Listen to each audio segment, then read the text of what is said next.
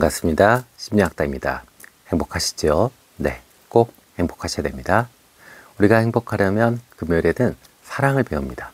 네, 행복하려면 사랑이 너무 중요하잖아요.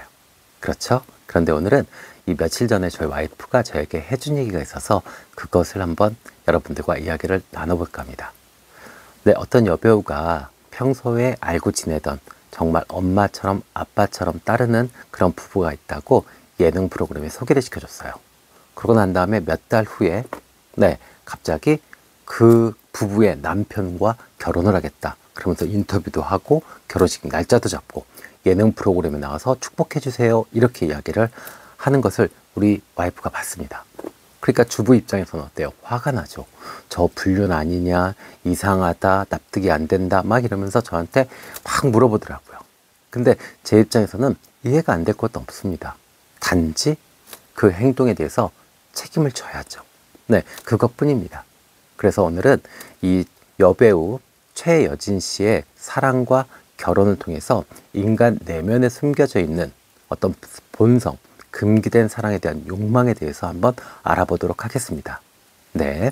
자, 그러면 제가 여러분들께 한번 질문을 던져볼게요. 혹시 친구의 애인 또는 친구의 아내, 친구의 남편을 보면서 설렌 적 없으신가요? 상상한 적 없으신가요? 아, 저 여자가 내 애인이었으면, 저 남자가 내 남편이었으면 나 진짜 행복할 텐데. 뭐 이런 생각 안 해보셨나요? 안 해보셨다면 사람이 아닙니다. 네, 인간은 누구나 그럴 수 있습니다.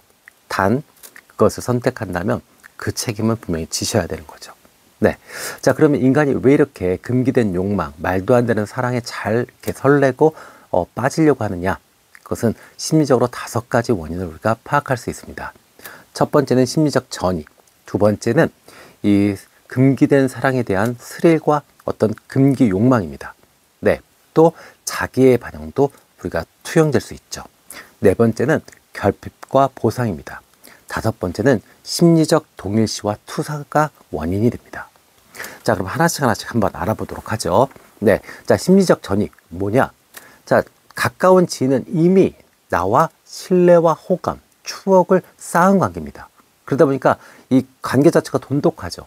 그런 사람이 누군가를 사랑한다라고 표현하고 소개해준다라고 하면 나도 무의식적으로 그 사람을 좋은 사람으로 평가하려고 하는 그런 경향성을 갖고 있습니다. 그래서 그 사람에 대한 호감이 전이될 수 있는 확률이 높아진다라고 알려져 있죠. 친구가 예쁘게 결혼 생활을 해요. 예, 그래서 그 집에 놀러 가서 저녁을 그 부부랑 같이 먹는다. 그러면 그 신랑을 하자 잡을 이유가 없어요. 예, 비슷하게 호감을 갖거나, 예쁜 부부랑 기분 좋게 밥 먹고 왔네. 뭐 이런 느낌 드는 거 당연하죠. 그죠? 그러다가 그 매력을 발견하고 그 매력에 어떤 감정이 실리기 시작한다면 그건 아까 이야기했듯이 금기된 사랑, 금기된 욕망에 불을 붙이는 경우가 생길 수 있습니다. 네, 자, 두 번째입니다. 금지된 사랑의 스릴과 금기 욕망입니다. 심리적으로 금지된 관계일수록 강렬한 감정이 생긴다라고 알려져 있습니다. 네, 우리의 원형들 있죠. 문화적 원형, 오이디푸스 컴플렉스, 심리학에서 많이 이야기하는 이 신화인데 엄마를 사랑하는 뭐 그런 이야기잖아요. 그죠? 결국 뭐예요? 하면 안 되는 것에 대해서 내면의 갈등과 금기의 욕망이 사랑으로 착각하게 만듭니다. 결국 뭐예요? 사랑이 아닌데 어쩌면 자극과 긴장감을 사랑으로 오인하는 경우가 자주 발생합니다. 그래서 본인이 꼭 확인하셔야 돼요. 아, 이게 진짜 사랑의 감정입니까? 아니면 내가 진짜 자극과 긴장감 때문에 설레는 것인가? 이걸 한번 파악하시고 내 감정을 정리하시는 것이 좋습니다. 자, 세 번째는요. 자기의 반영이라고 볼 수 있습니다. 결국 뭐예요? 이 지인관계는, 인간관계는 자기의 어떤 투사입니다. 그러니까 결국 나와 비슷한 취향, 비슷한 어떤 가치관, 환경 뭐 이런 것들을 가진 사람들, 이런 사람들과 선택을 하고 네트워킹이 만들어지게 돼요. 그리고 또 그 사람도 또 누군가를 또 그렇게 만났겠죠. 그러면 결국 뭐예요? 내가 좋아하는 이 지인이 선택한 그 사람도 어쩌면 나의 자기의 확장이 된 개념이 됩니다. 이해되시죠? 그러니까 결국 뭐예요? 내가 좋아하는 일부분을 분명히 나의 지인이 사랑하는 대상이 가지고 있을 확률이 높아지죠. 그래서 심지어는 내가 이상적으로 꿈꿨던 여성, 꿈꿨던 남성의 모습을 나의 지인의 아내 또 남편을 통해서 볼 수 있는 확률이 높아질 수 있습니다. 이제 그러면 이제 내적 갈등이 심해지는 거죠. 네. 또 있습니다. 네 번째, 결핍과 보상 심리죠.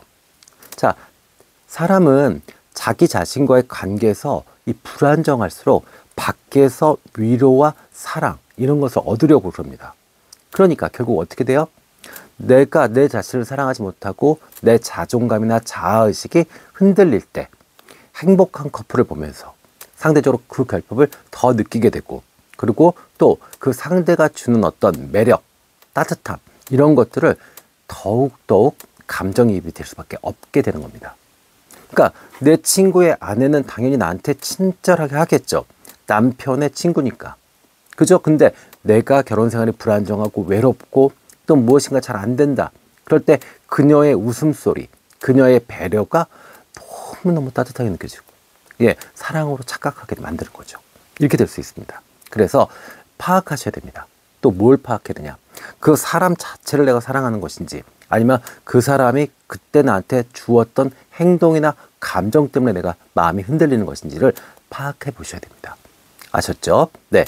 자, 그 다음에 다섯 번째입니다. 심리적 동일시와 투사죠. 네, 맞아요. 자, 가까운 사람은 아까 이야기했죠? 네. 나의 일부처럼 느껴질 수 있습니다. 그렇고 결국에 또 어떻게 되죠? 그 사람이 사랑하는 사람, 그 사람과도 내가 어떤 동일시를 느낄 수 있습니다. 그리고 거기에 더더욱 어떤 문제가 생기냐면 상상하는 거죠. 아, 내가 저 자리에 내가 그녀의 남편이었다면, 내가 친구 누구누구였다면 참 행복할 텐데, 이렇게 된다면 이제 어디까지 발전하느냐? 내가 그 자리를 빼앗는 행동도 서슴지 않게 되는 이제 그런 단계까지도 갈 수 있는 겁니다. 네. 자, 그래서 역사적으로도 이런 일은 너무 많죠. 가장 유명하고 안타까운 사랑 이야기가 있었습니다. 네. 아서왕. 많은 분들이 좋아하는 어떤 그 작품 세계의 역사적 인물이죠. 자, 근데 아서왕은 충직한 신하가 있었습니다. 랜슬롯이라고요. 근데 그 랜슬롯이 아서왕의 아내인 귀네비어를 너무 사랑합니다. 그래서 결국 이 랜슬렛과 아서왕이 전쟁을 계속 치르게 되고, 그 과정에서 이 병이 든 아서왕은 죽게 되고, 또 그것을 본 귀네비어는 수녀가 됩니다. 그래서 그녀가 수녀원에 스스로 이제 갇히게 되죠. 그러면서 그녀를 못 본 또 이 랜슬렛은 자기 스스로도 수도사가 돼서 결국 비극적으로 이 삶을 마치게 됩니다. 그러니까 아까 말씀드렸지만 그런 감정들은 당연히 생길 수 있습니다. 그런데 그것에 대해서 행동했다면 책임지셔야죠. 네, 또 유명한 거 많습니다. 네, 알베르 까미, 저도 참 좋아하는 작가고 어쩌면 롤처럼 생각하는 그런 작가인데, 알베르 까미도 친구인 장 그리니에의 아내 마르틴과 연인 사이를 유지했습니다. 또 여러분들이 좋아하는 가수 있죠? 에릭 클랩튼. 네, 그 비틀즈의 멤버였던 조지 해리슨의 아내 패티 보이드를 너무 사랑했습니다. 그래서 그녀에게 바치는 노래까지 만들었죠. 그게 아주 그 유명한 곡입니다. 라일라라고요. 네, 유튜브에 한번 검색해 보세요. 노래 너무 좋습니다. 네, 그러니까 그렇게 멋진 노래를 불러주는 에릭 클랩튼을 결국 어떻게 돼요? 이 패티 보이드는 사랑하게 되고 결혼하게 됩니다. 네, 그리고 또 사랑의 최고의 권위자, 사랑에 관한 심리학의 최고의 권위자인 L.A. 프롬도 말도 안 되지만 친구 하이데거의 연인인 이 한나 아렌트를 흠모하게 됩니다. 이렇게 네, 역사적으로나 문화적으로 이런 일들은 비일비재하게 많았습니다. 자, 그러면 우리가 이제 이것을 어떻게 극복해야 되느냐, 이런 감정이 생겼을 때 우리가 어떻게 처리를 해야 되느냐에 대해서 좀 알아보도록 하겠습니다. 자, 아까 말씀드렸어요. 감정은 죄가 아닙니다. 그런데 선택은 책임이 주는 행동이니까 선택은 책임이 되는 겁니다. 자, 그러면 만약에 내가 이런 감정에 휩싸이고 있다. 그러면 첫 번째, 감정과 행동을 분리하셔야 됩니다. 감정은 통제할 수 없지만 행동은 선택할 수 있습니다. 그렇죠? 그래서 자기 자신한테 그렇게 인지하셔야 돼요. 어떻게? 내가 이런 감정을 느끼는 것은 어쩌면 인간으로서 당연할 수 있다. 그러나 그것을 선택하는 문제, 내가 행동을 하는 것은 다른 문제다. 책임질 수 있느냐? 라고 물어보셔야 됩니다. 자, 그 다음에 감정의 뿌리도 확인해 보시면 좋죠. 정말 그 사람이 좋은 것인지, 아니면 내가 외로움이나 어떤 결핍, 또 부러움, 인정욕구 이런 것을 사랑으로 착각하는 것인지 한번 본인이 확인하셔야 됩니다. 그리고 진짜 나의 사랑에 대한 어떤 정체성 이런 것들을 한번 확인해 보시는 것이 좋습니다. 만약에 그럼에도 불구하고 이 감정을 주체하지 못한다. 그러면 어떻게 돼요? 물리적으로나 정서적으로 거리를 두시면 됩니다. 감정이 깊어지기 전에 일정한 거리를 두는 것이 현명한 방법이 되죠. 네. 자, 직접적으로 감정을 확인하거나 시험하는 행동은 무모한 행동이고, 그리고 정말 이 밑바닥에 깔려있는 그 욕망에 불을 붙이는 행동이기 때문에 가급적이면 하시지 않고 나 스스로 좀 그 부부, 그 연인한테 거리를 물리적으로 두고 시간적으로도 좀 여유를 두시는 것이 좋습니다. 자, 그 다음에 네 번째, 나와 지인과의 관계입니다. 네, 지인과의 신뢰, 그 다음에 어떤 추억, 이런 것들을 선택할 것인가, 감정을 선택할 것인가, 본인한테 물으셔야죠. 그죠?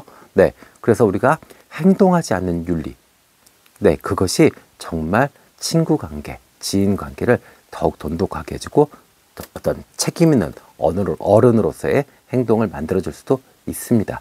그렇기 때문에 무조건 내가 뭔가 생각났다고 또 감정이 끌린다고 행동하는 것보다 네, 행동하지 않는 윤리를 실천하는 것도 좋은 방법이 되는 겁니다. 자, 그 다음에요. 그 감정을 성장의 에너지로 전환시키는 것도 한번 우리가 고려해 볼 필요가 있습니다. 맞아요. 이 감정을 내가 무엇을 원하는지, 예를 들어서 저 정도의 여자랑 내가 사랑을 하면 행복하겠구나 라는 것이다. 꼭 그 여자가 아니고 그 남자가 아니고, 그렇다면 한번 객관적으로 보세요. 그 여자의 선택을 받은 그 남자의 어떤 장점들, 그러면 내가 그런 장점을 갖는다 그러면 나도 꼭 그 여자가 아니더라도 그만한 여자, 그런 성품을 가진 여자, 그런 배경을 가진 여자를 사랑할 수 있겠죠. 네, 이렇게 된다 그러면 내가 정말 자극제로서 성장의 동기로서 사용할 수 있죠. 근데 착각해가지고 꼭 그 여자, 친구의 애인, 친구의 남편, 친구의 이 아내를 내가 어떻게든 뺏어야겠다, 탐해야겠다, 뭐 이렇게 생각한다 그러면 이거는 문제가 있는 겁니다. 아셨죠? 네. 그래서 단순히 억누르는 거, 억누르면 잘못하면 이상한 데서 터져 나와요. 술을 먹거나 긴장이 풀리거나 아니면 상대가 약간 유혹하는 행동을 보였다라고 하면 이게 발화점이 돼서 팡 하고 터집니다. 그러지 말고, 만약에 그런 이 지인이 있다. 너무너무 예쁘게 행복하게 잘 지냈는데 그게 내가 부러워. 근데 그 아내가 너무너무 예쁘고 사랑스러워. 남편이 너무 멋있고 듬직해. 그래서 내가 막 상상을 하게 되고 감정이 막 올라가요. 그러면 그때는 어떻게 되냐면 이것을 나의 성장 에너지로 살짝 바꿔주시는 게 좋아요. 그래. 나도 저만큼 멋지면 저렇게 예쁜 아내를 만날 수 있겠구나. 맞다. 나도 우리 아내한테 저렇게 잘하면 우리 아내도 변화해서 정말 잘해줄 거야. 뭐 이렇게 생각하시면 나의 어떤 성장이나 발전에 도움이 되죠. 아셨죠? 네. 자, 오늘은 배우 최여진 씨를 통해서 금기된 욕망, 금기된 사랑에 대해서 한번 알아봤습니다. 어차피 선택한 거니까 행복하게 잘 사셨으면 좋겠습니다. 뭐 또 몇 년 후에 뭐 그때는 속았네, 뭐 했네 하면서 또 가십거리로 네, 이렇게 이르베 오르락 내리락 하면서 이혼 기사를 보는 것보다는 어차피 선택했으면 행복하게 사는 게 좋죠. 네. 자, 주말 내에 행복한 사랑만 하시고요. 네, 주말 잘 보내시기를 부탁드립니다. 지금까지 함께 해주셔서 감사합니다.